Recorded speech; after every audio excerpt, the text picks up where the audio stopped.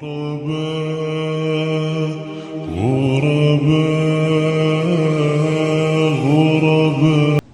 محمد اسلم سیب صاحب فیروزپوری اپنی کتاب تحریک اہل حدیث تاریخ کے آئینے میں صفحہ نمبر 471 میں مولانا عبدالوہاب صاحب محدث دہلوی کے شاگردوں کے چند نام گنانے سے پہلے کیا لکھتے ہیں ذرا دیکھیے اور سنیے۔ ویسے تو ان کے تلامذہ کا حلقہ بہت ہی وسیع ہے، لیکن ان کے درج ذیل تلامذہ نہ صرف نامور تھے بلکہ اپنے علم، دینی، تعلیمی، تدریسی خدمات کی بنا پر ملک گیر شہرت رکھتے تھے۔ پھر آگے انہوں نے ایک لمبی فہرست جو ہے ان کے شاگردوں کی درج کی ہے۔ اسی طرح مولانا حافظ ابو محمد سلطان احمد میاں صاحب لکھتے ہیں، مولانا مرحوم نے احیاء کتاب و سنت کے لیے اپنی زندگی کو وقف کر دیا تھا، اشاعت قرآن و حدیث کو مقصد حیات سمجھ لیا تھا اور اس مقدس کام میں تن من دھن سے ہمہ وقت مصروف عمل رہے۔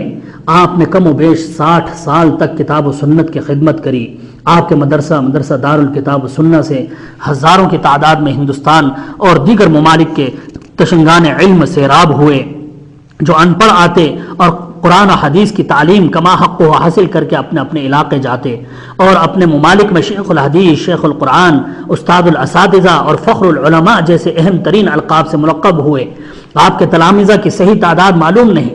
نہ معلوم اس بحر العلوم سے کتنے پیاسوں نے اپنی پیاس بجھائی۔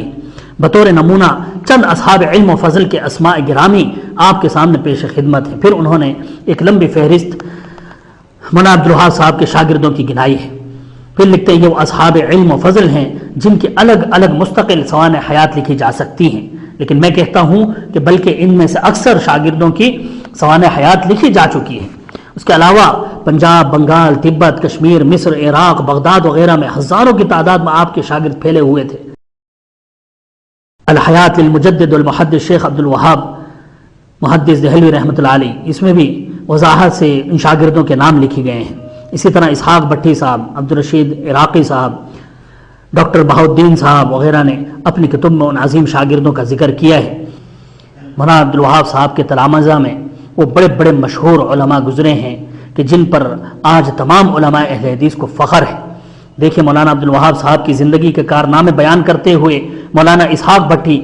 صاحب رحمۃ اللہ علیہ کاروان سلف میں، اور مولانا ڈاکٹر محمد بہاؤالدین صاحب تحریک ختم نبوت جلد 3 میں، اور مولانا خالد حنیف صاحب نے تراجم علماء اہل حدیث میں، اور مولانا قاضی اسلم سیب صاحب نے تحریک اہل حدیث تاریخ کے آئینے میں، اور مولانا محمد رمضان یوسف سلفی صاحب نے مولانا عبدالوہاب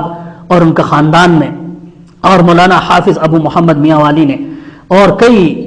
مورخین نے اپنے کتب میں مولانا موصوف کے تلامذہ کا ترتیب وار کس انداز سے ذکر کیا ہے۔ ان میں سے صرف چند کے اسماء گرامی میں آپ کو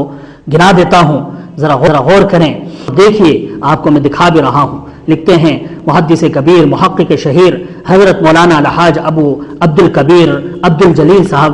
محدث امرودی،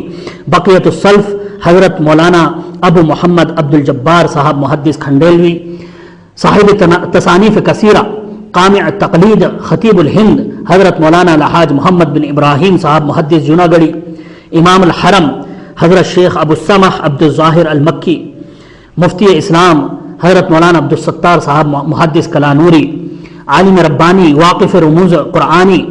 حضرت مولانا ابو الخلیل عبد الجلیل صاحب محدث اسلامی ثم دہلوی، خطیب ملت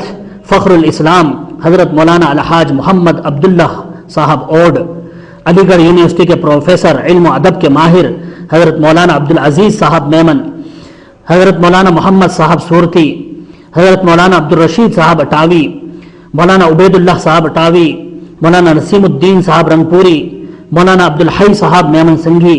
مولانا احمد اللہ صاحب ندوی، مولانا محمد ابراہیم صاحب نڑیادی، مولانا احمد حسن صاحب نڑیادی، مولانا عبدالحمید صاحب بدعانوی، مولانا عبداللہ صاحب لائل پوری، مولانا حافظ عنایت اللہ صاحب وزیر آبادی، مولانا عبدالعظیم صاحب ضلع بستوی، مولانا محمد اسحاق صاحب کوٹک پوری، امیر المجاہدین ولی کامل مولانا صوفی محمد عبداللہ صاحب، مولانا عبدالقادر صاحب حصاری، مولانا منظور الحق صاحب جمکاوی، مولانا لیاقت حسین صاحب رحمۃ اللہ علیہ، شیخ الحدیث مولانا داؤد راز صاحب رحمۃ اللہ علیہ۔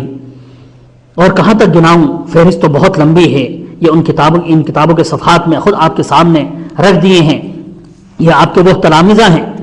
جو اپنے دور کے مشہور اہل حدیث علماء میں گنے جاتے ہیں، اور جن کی زندگیوں کے کارناموں پر کتابیں لکھی جا چکی ہیں، اور جن کی ہستیوں اور کارناموں پر آج اہل حدیث علماء کو فخر ہے۔